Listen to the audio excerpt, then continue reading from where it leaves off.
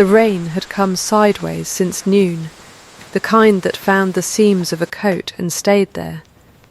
And by dusk the village of Thorncross smelled of wet wool, wood smoke, and the sweetish rot of fallen apples nobody had troubled to gather. It was the smell of an ordinary October, and nothing in it warned anyone that the week would end differently than it began. Linnet Hale was the kind of woman a room forgot the moment she left it. Not ugly, not pretty enough to be remembered either.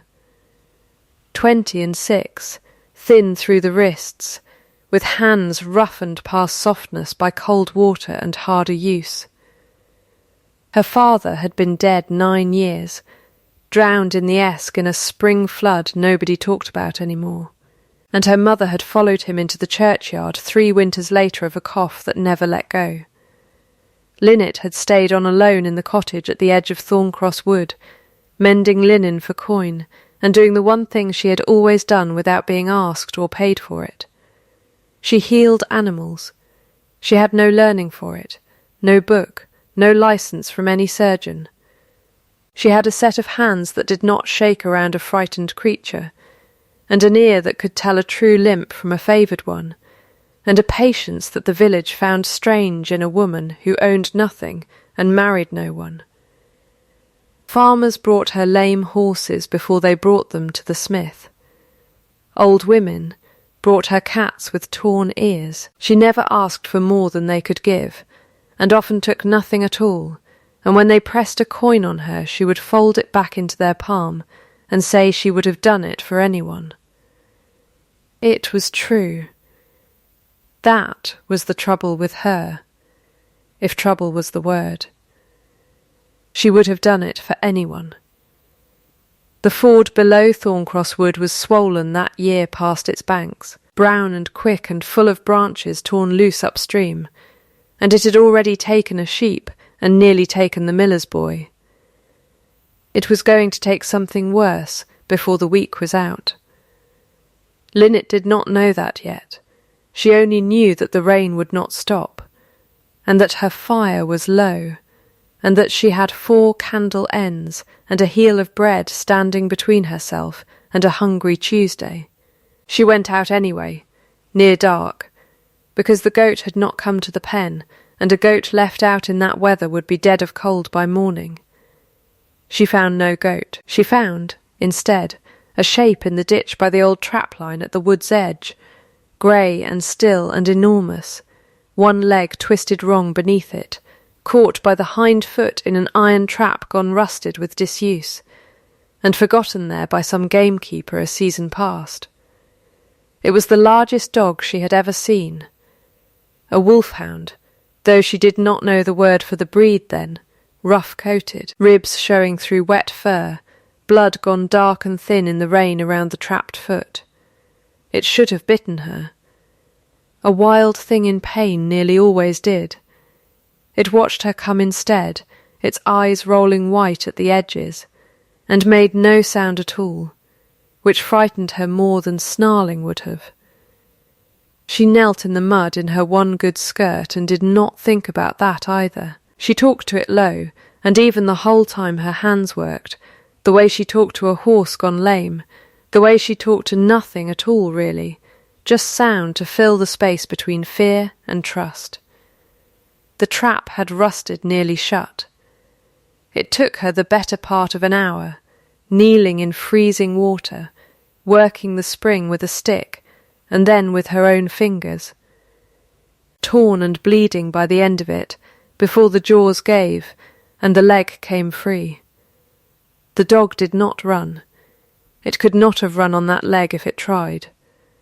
It only lay there shaking, and looked at her, and Linnet Hale, who owned nothing, who had a heel of bread and 4 candle ends, took off her own shawl and wrapped the wound and half-carried. Half-dragged 11 stone of half-drowned Wolfhound the better part of a mile home through the dark and the rain, because there was no one else near enough to ask, and because she had never in her life walked past a creature in pain and told herself it was not her business. She did not call out for help along the road, though there were cottages close enough to hear her. She did not think to. It did not occur to her that what she was doing was remarkable. It occurred to her only that the dog was cold, and that she was cold, and that the fire at home, small as it was, would serve for both of them if she hurried. What she did not see, in the dark and the rain, and the effort of it, was the rider who had drawn up at the tree line an hour before, having lost the very trail she now carried home in her arms. He had been 3 days on the road from Eskmore, plainly dressed, unshaven, going by the name of Hart to anyone who asked, because a duke travelling under his own name drew crowds and offers and false sightings, and he wanted none of those. He wanted his brother's dog. Fen had gone missing in the flood that took the old bridge upriver a fortnight past, swept off during a hunt that should never have run so close to swollen water, and Gideon Calloway, Duke of Esk, had told no one but his steward how much finding the animal mattered to him, because grief that specific did not survive being spoken aloud to strangers. He had followed rumour of a great grey dog seen near Thorncross for 2 days, and found, at the end of it, not the dog first, but the woman. He sat his horse in the dark at the edge of the wood, and watched a thin stranger in a ruined skirt-kneel in freezing mud for the better part of an hour, working a rusted trap open with her bare and bleeding hands, over an animal she had never seen before, and owed nothing to, and stood to gain nothing from. He watched her strip off her own shawl in the cold, and wrap it round a dog 3 times her weight. He watched her half carry it away into the dark without once looking round to see if anyone had marked what she'd done. She did not know he was there. She did not know his name, or what he was, or that the animal she now meant to feed with her own bread was the last living thing that still smelled, faintly, impossibly, of his dead brother. She did not know, either, that the man on the horse in the rain had seen a great many people be kind when they knew themselves watched, and had learned at some cost not to trust a single one of them for it. What he had just seen was not that. She did not know then that this was the difference that would matter more than anything else about her for the rest of both their lives. She got the dog to her hearth before the last of the light went.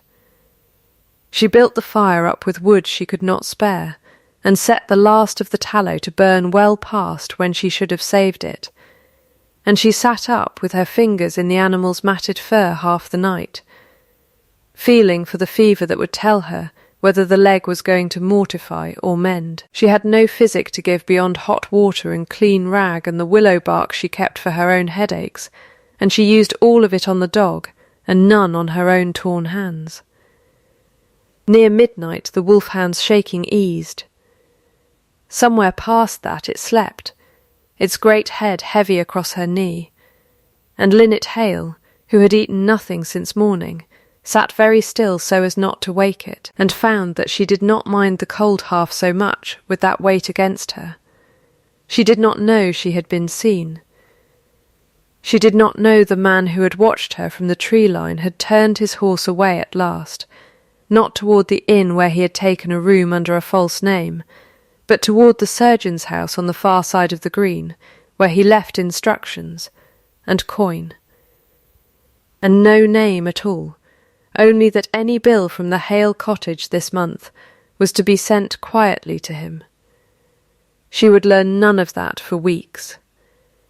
She only knew, when she woke stiff and cold by her own dying fire at first light, that the dog was alive, and that its eyes, opening slowly to find her, held something she had no word for and did not look away from. She did not know then that she had just done the only thing in the world that would have made a duke fall in love with her, and that he had watched her do it, and that he meant, before the week was out, to find some way back to her cottage that did not require telling her who he was. The rain broke by morning into a hard, bright cold, and Thorncross went about its Wednesday as if nothing had shifted in it at all. Linnet went about hers the same, though her hands ached, and her one good skirt was ruined past mending, and she had a wolfhound the size of a yearling calf asleep across her hearth eating, by her count, roughly what she herself ate in 4 days. Word of the great grey dog got round the village by noon, the way anything did in a place that small. The miller's boy had seen her carrying it home in the dark, and had told his mother, who had told the baker's wife, who had told everyone. By the time Linnet walked to the green for water, she was stopped twice, once by old Mrs. Gideon, who wanted to know if the beast bit, and once by Alder the farmer, who looked the animal over where it limped patiently at Linnet's heel, and said flatly that a dog like that was worth money to the right buyer, and that she ought to think of selling it before whoever it belonged to came looking and took it back for nothing. "It isn't mine to sell," Linnet said. "It was never mine at all. I only kept it from dying in a trap. That's not how the world reckons finding, girl. Then the world reckons wrong." She did not say it unkindly. She said it the way she said most things, plain and without heat, and Alder, who had known her mother and did not truly mean the girl harm, only shrugged and let it go. She would have done it for anyone. She said as much to 3 separate people who offered her coin for the trouble she'd gone to: a farmer's wife with a basket of eggs, the vicar's housekeeper with 6pence held out on an open palm, and each time Linnet folded the offer gently back and said she wanted nothing for it, that the dog would have died else, and that anyone with 2 hands would have done the same. She meant it. It did not occur to her that most people would not have. It was 2 days on that a stranger came to her door. She knew him at once for the man who had lodged at the inn under the name of Hart, tall and travel-worn, with a face that looked as though it had been built for sterner use than smiling, hazel eyes gone dark in the doorway's shadow, a nose that had clearly been broken once and set without much care for the look of it after. He asked, plain and courteous, whether it was true a great grey hound had been found near the wood. "It's true," Linnet said. She did not ask him in, not out of unkindness, but because there was nowhere in the cottage fit to receive a gentleman, and she said as much. "I've slept in worse than a cottage kitchen," he said. "May I see the dog?" She let him in. Fen, who had not so much as lifted his head for the vicar's housekeeper the day before, came up off the hearth stiffly on 3 good legs, and the 4th held careful, and pressed his great head against the stranger's knee, and made a low sound in his throat that was not quite a whine. Linnet watched the man's face change. It was a small change, the kind a person might miss if they were not already watching closely, a tightening at the jaw, a stillness that had not been there a moment before.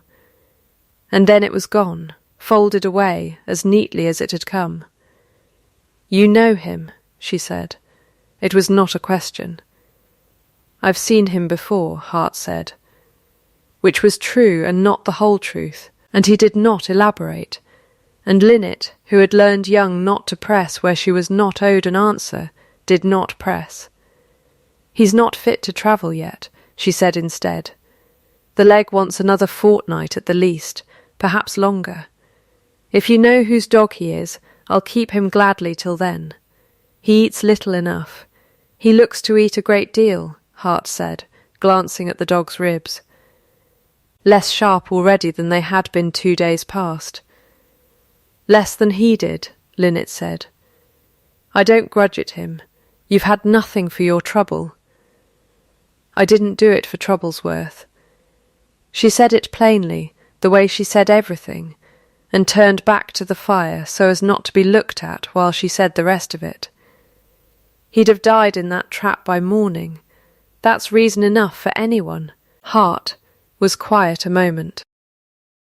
Not for everyone, he said, and something in the way he said it made her look round at him, but his face had gone unreadable again, courteous and closed, and he only asked after a moment whether he might call again to see how the leg mended, since he had, he said, an interest in the animal's recovery.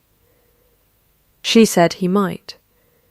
She did not ask why a travelling man calling himself Hart should have so particular an interest in a stray dog, and he did not tell her, and he left before she thought to offer him so much as a cup of anything warm, which shamed her a little after he'd gone, though she could not have said why a stranger's comfort should be her concern at all. What she did not see was that he rode straight from her door to the surgeon's house again, and asked this time, after the state of her own hands, torn as they'd been on the trap, and left further instruction, and further coin, and again no name. Mr. Coombe the surgeon was a dry, unhurried man who had known Linnet's mother and asked no more questions than he had to.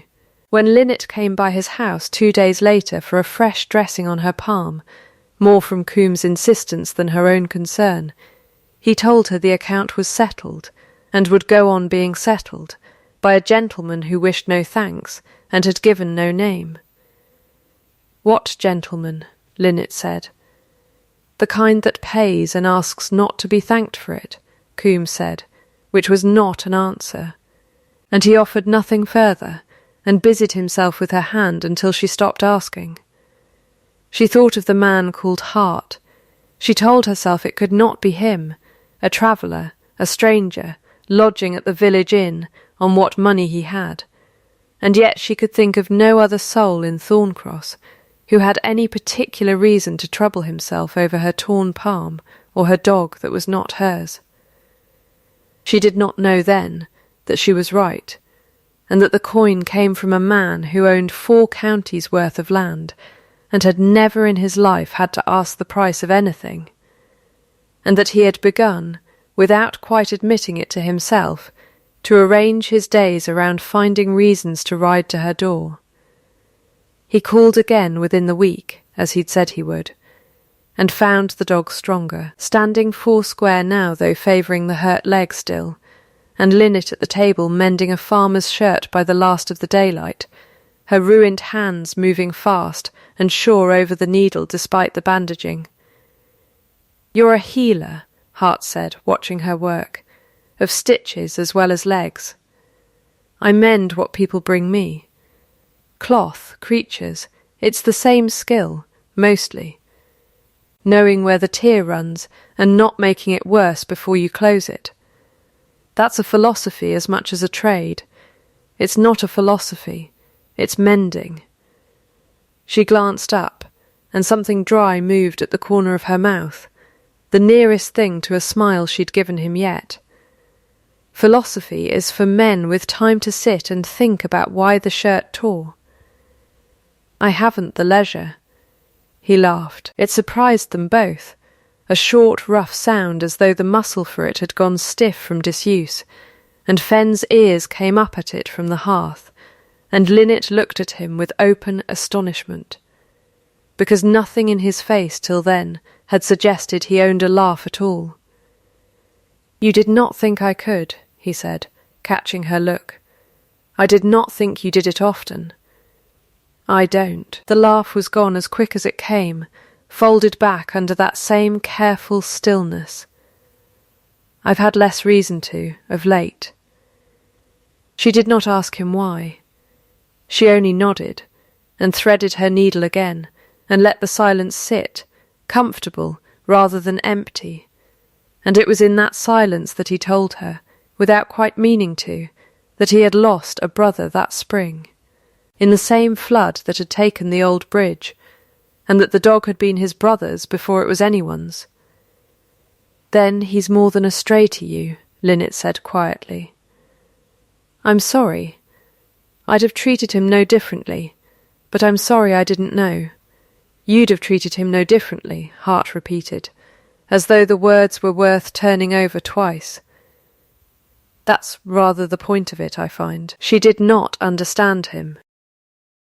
She let it go, the way she let most things go that were not hers to press, and turned the talk to the mending in her hands, and if she noticed that Hart's coat, plain as it was cut, was made of cloth finer than any travelling man's coat had cause to be, she did not remark on it, and told herself later that she had simply not looked closely enough to see. He left before dark, as he always did, and this time, though she did not see it, he stopped at the smithy on his way from the village and paid, quietly, for the mending of a fence line Older the farmer had been putting off for want of coin, and told the smith, when asked whom to thank, only that it need not be spoken of at all.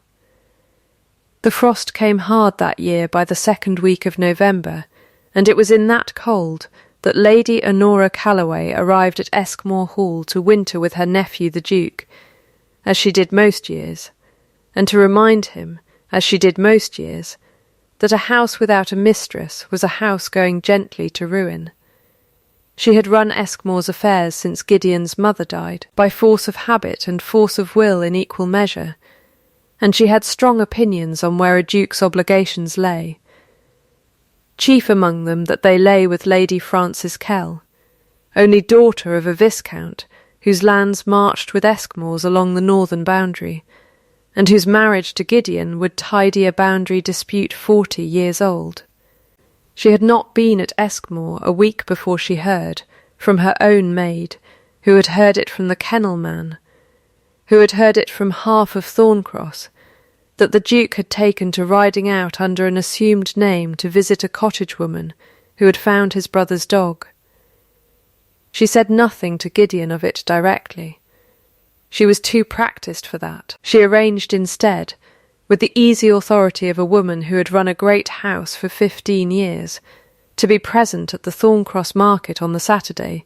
She knew Linnet Hale kept her stall of mended linens there, and she brought Frances Kell with her, and she made certain, before speaking a single word, that a sufficient number of the village were near enough to hear.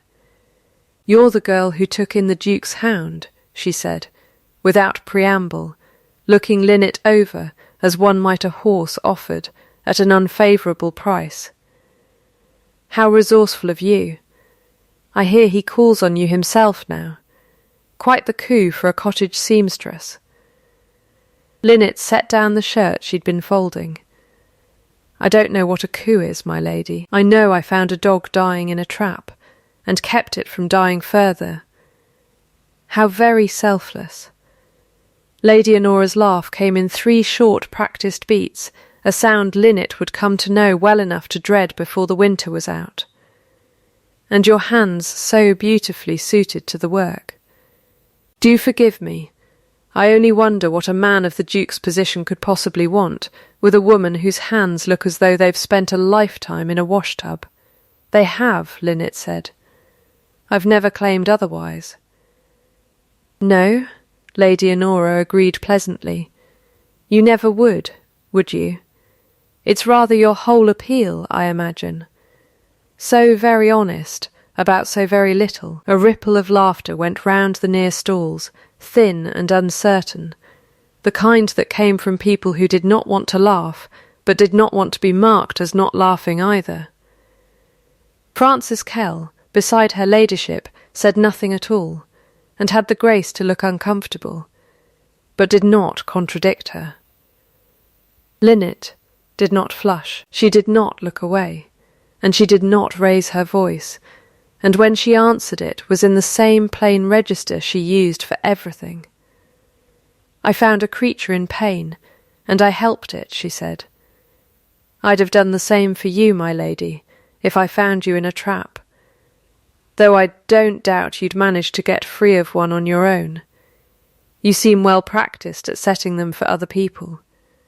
The laughter that went round the stalls that time was different, quick and startled, and entirely genuine, and Lady Honora's face went the particular white of a woman unused to losing a public exchange. She did not answer.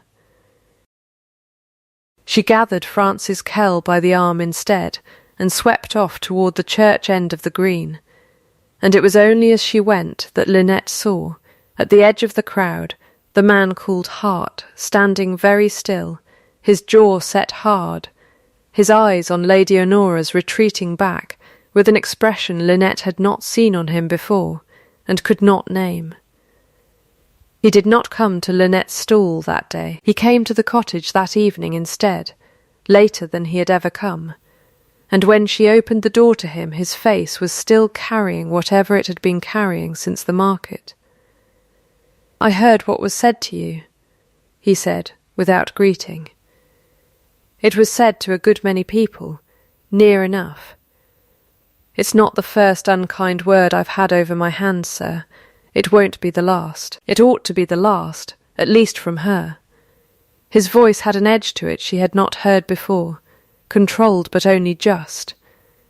"You did nothing there was any need to defend. I wasn't defending myself. I was only telling the truth as I saw it." She looked at him a moment. "You looked ready to say something to her yourself, before she went. Why didn't you?" He did not answer that directly. "Because it was not yet the right moment," he said. "For several things, I mean to say."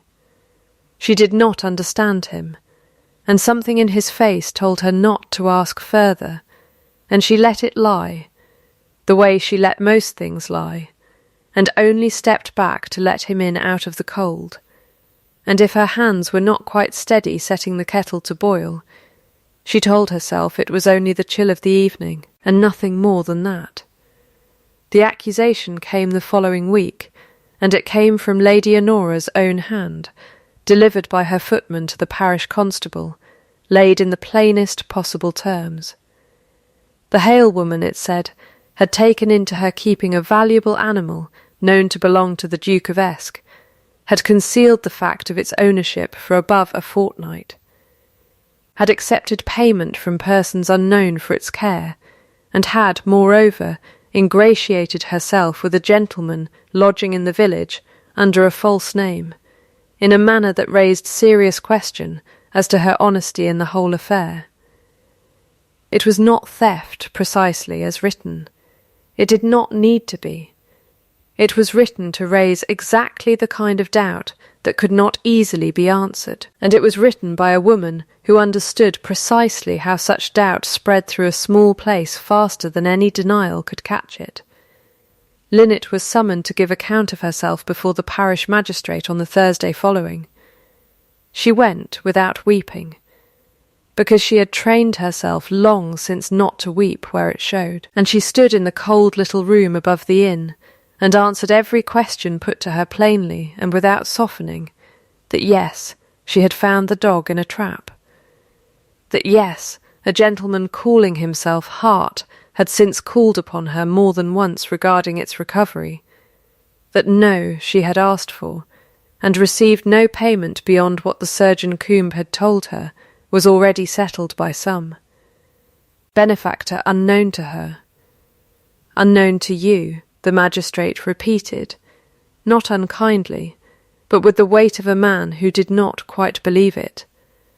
Unknown to me, Lynette said, though I have my suspicion now, sir, same as you likely have yours. It was not enough to clear her, not that day. The magistrate set the matter over for further inquiry, pending word from Eskmore Hall as to whether the animal was in fact the Duke's property, and whether any charge of concealment could properly be laid, and Lynette walked home through a thorn-cross, gone suddenly cold toward her, in a way it had not been before, doors that did not open when she passed, eyes that slid away rather than meet hers. She sat that night with Fenn's head heavy in her lap, and did what she had not let herself do in the magistrate's cold little room. She did not cry loudly. She let it come quiet and brief, and then she made herself stop, because there was mending to finish, and a fire to keep, and no use at all in tears that solved nothing. By morning she had decided. She wrote, in her plain, careful hand, a letter to be delivered to Eskmore Hall, relinquishing all claim to the dog, stating that she wished no further trouble brought on herself or on any person connected to her, and that the animal, once fit to travel, might be collected from her cottage at whatever hour was convenient, without further payment or correspondence required. She did not write to the man called Hart. She told herself there was nothing between them to end, no promise given either way, only a stranger's kindness that had cost her, in the end, more than she had bargained to pay. She told herself this several times over, folding the letter, and found that telling herself a thing did not make it sit any easier in her chest. Mrs. Pettigrew, housekeeper at Eskmore Hall these 20 years, was not a woman given to interfering in matters above her station, but she had watched her master ride out under a false name 3 times a week for the better part of a month, had watched him come home each time a little less like the grave, closed man he had been since his brother's death, and she was not inclined to sit quiet while Lady Honora undid the whole of it with a letter to a magistrate. She came to Linnet's cottage herself, on foot, on the same Thursday the letter was meant to go to the Hall, and stood in the cold doorway with her basket over her arm, as though she had merely come about eggs. "You'll want to hear this before you send whatever that letter is," she said, nodding at the folded paper on the table. "I've known His Grace since he was in short coats. I'll not stand by and watch you give him up over a misunderstanding got up by a woman who never did a kind thing in her life that wasn't seen and praised for it." "His Grace," Linnet repeated slowly.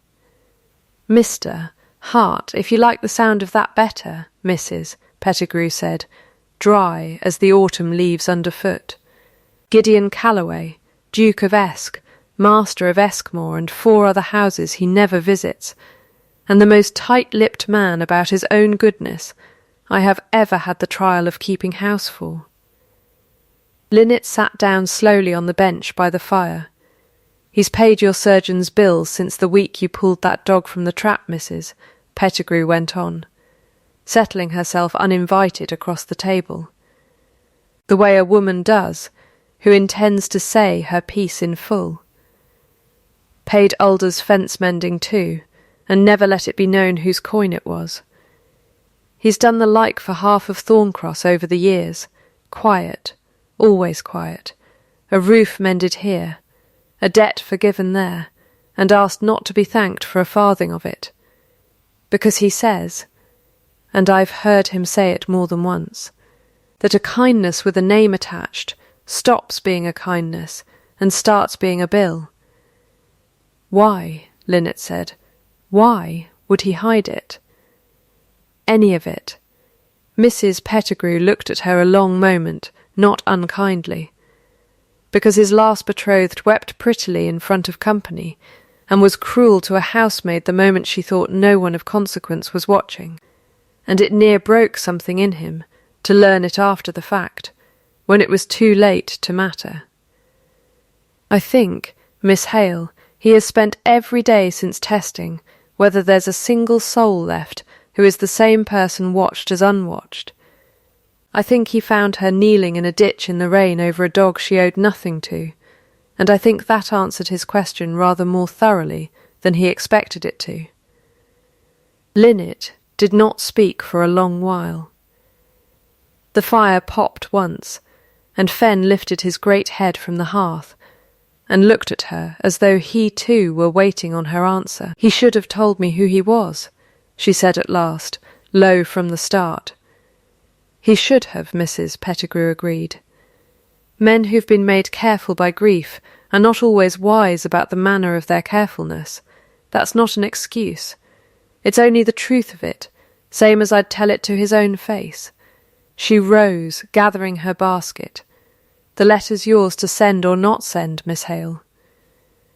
But I'd not send it in anger over a thing he's like to explain himself, if you'll give him the chance to."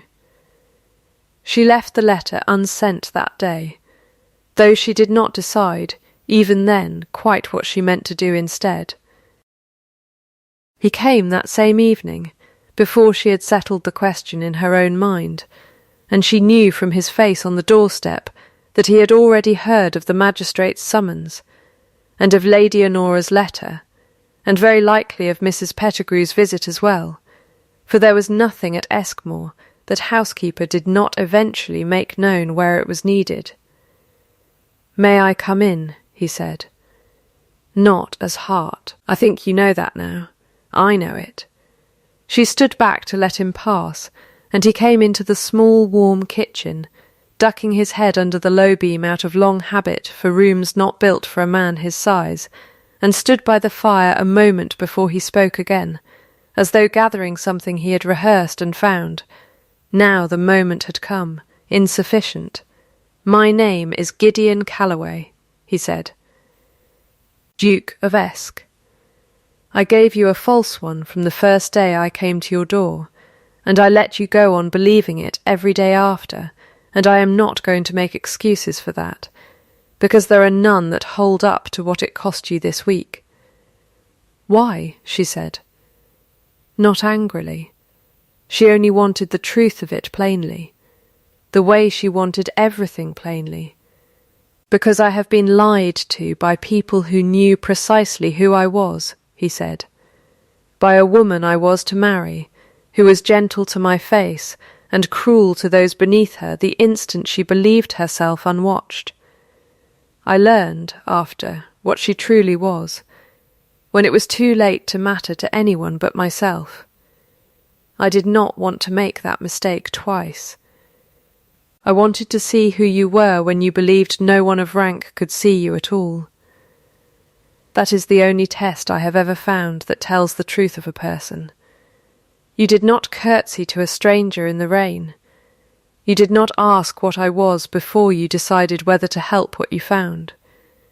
You do not know how to be anyone but exactly who you are, whether I am watching or I am not, whether I am a huntsman or a duke.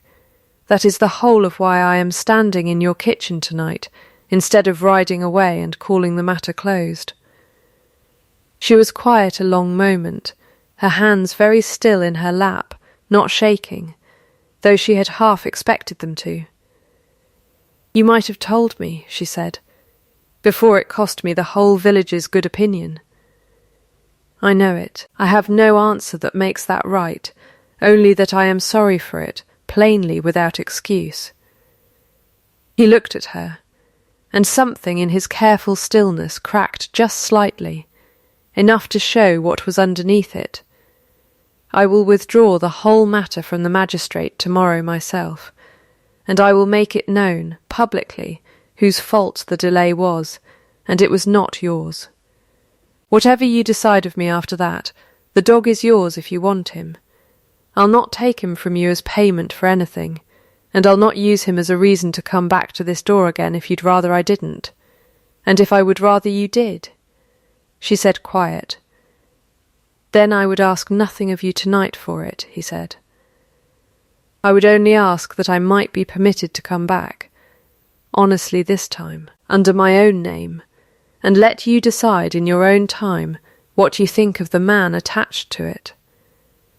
I will not press you for an answer now.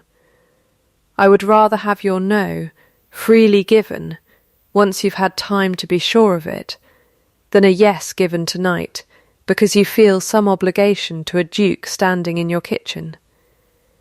She looked at him a long while by the low fire, and Fenn, sensing something in the stillness of the room, came and laid his great grey head across her knee the way he had that first night, and she found her hand going, without deciding to, into the rough fur at his neck. "I'll want the truth from you," she said at last. "Always, whatever it costs to say it. I've had enough of finding things out from a housekeeper, because a man thought silence was kinder than honesty. You'll have it," he said. "I give you my word on that before anything else. Then you may come back," she said, "under your own name." He did not reach for her that night.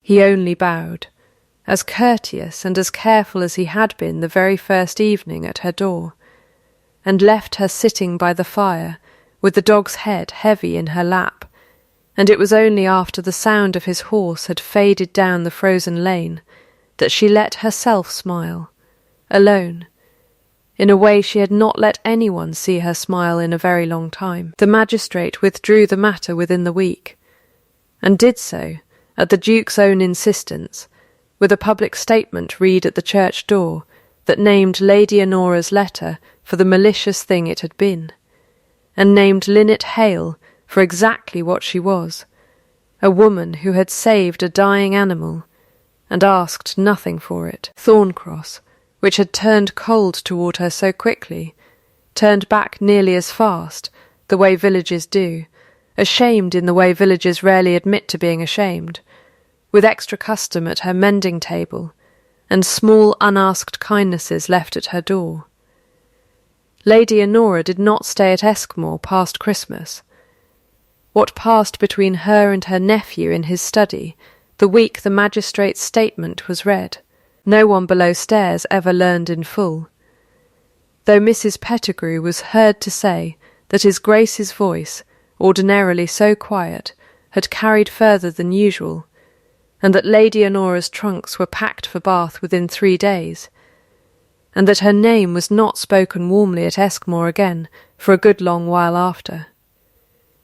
It was February, with a hard bright frost still on the ground, and fen running near sound again on all 4 legs, when Gideon came to the cottage on an evening he had not sent word of, and found Linnet at her table, and did not sit, and did not make any long speech of the kind he had made once before by that same fire. "I promised you time," he said, "and I mean to keep the promise, if you want more of it, but I find I would rather ask now, and let you take as long as you like to answer, than go on saying nothing and calling it patience." "Ask, then," Linnet said. "I love you," he said plainly, the way she said things herself. "Not for the dog, and not for the mending you did on his leg, though I'll not pretend that isn't where I first saw what you were. I love you for what you are, when you believe no one of consequence can see you, which is the same, exactly the same, as what you are when the whole of Eskmore is watching. I have met perhaps one other person in my life of whom that is true, and she is downstairs in my own kitchen scolding the kennel boy at this very hour. I would like to spend what's left of my life certain of that one thing above every other, and I know of no better way to be certain of it than to ask you to marry me, and mean it exactly as plainly as I say it. You said you'd not press me. I'm not pressing you. I am telling you what is true, and then I am going to stand here and let you take whatever time you need to decide what you think of it." He held very still, the way he had that first night at her cottage door, careful, watchful, not reaching for her. "You'll not lie to me again," she said, "not for kindness' sake, not for any sake. Never again," he said. "You have my word on it a second time, and I mean to make it good the whole of my life." "Then yes," she said. It was the only word she needed. "I've had time enough already, whatever you say of patience. I knew my own mind the night you told me the truth in this kitchen. I only waited to see whether you'd go on telling it." He crossed the room to her then, slow, and drew the glove from her right hand himself, finger by finger, the way a man does a thing he means to remember doing, and pressed his mouth once, briefly, to her bare knuckles, rough and reddened as they still were from every winter she had ever worked through alone, and said nothing at all for a long moment, because there are things a man does not trust his voice to say twice in one evening. "Thank you," he said at last. "Low thank you," she said back, and neither of them, afterward, could ever quite agree on which of them the words had truly belonged to. Hers for the dog, his for the truth, both of them laughing softly over it by the fire, until Fen, disturbed by the sound, lifted his great head from the hearth to see what he had missed. They were married in the spring, at the small church in Thorncross rather than the grand one at the county seat, because Linnet asked for it plainly, and Gideon, who by then denied her nothing that cost him no more than a preference, agreed without argument. It was a small wedding, as such things went for a duke, over in a sentence the villagers would repeat for years after with more pride than the length of it seemed to warrant. And if Lady Honora sent no letter of good wishes from Bath, none at the hall much remarked on its absence. A year later, almost to the week, the frost came hard again over Eskmore, and in the small parlour off the kennels that Gideon had built for her, warm with a good fire and smelling of wood smoke, and the dried herbs she still kept by habit though she wanted for nothing now. Linnet Hale, who was Linnet Calloway now, Duchess of Esk, sat with her husband's bare hand laced through hers, and did not let go of it, and would not have known if asked, quite when in the past year she had stopped noticing the difference between his hands and her own. Fen lay grey about the muzzle now at their feet, slower on the mended leg in the cold, but sound enough still to lift his head at every sound of the gate, the way he always had, choosing, each time, to come first to her. Word had come that spring that Alder's fences held through the worst storm in a decade, and that the surgeon Coombe had a new set of instruments a certain benefactor had seen fit to send him unasked, and that a girl in the next parish over had been quietly given the funds for an apprenticeship nobody could quite say where the money for it had come from. Lady Honora, it was said, had taken a grudging welcome at her sister's house in Bath, and was not expected to trouble Eskmore again. The ford below Thorncross Wood had been rebuilt that year, wider and higher against the flood, at the Duke's own expense, and Linnet had gone to see it finished, standing a long while at the rail, with Gideon beside her, and Fen leaning his greying head against her shoulder, watching the water run clean and safe beneath the new stone, where once it had nearly taken everything from her. She did not say much, looking at it. She did not need to. Some things, mended well enough, do not require an accounting in words. It is not the eyes of the great that prove a person's worth. It is what the hands do when they believe no eyes are on them at all.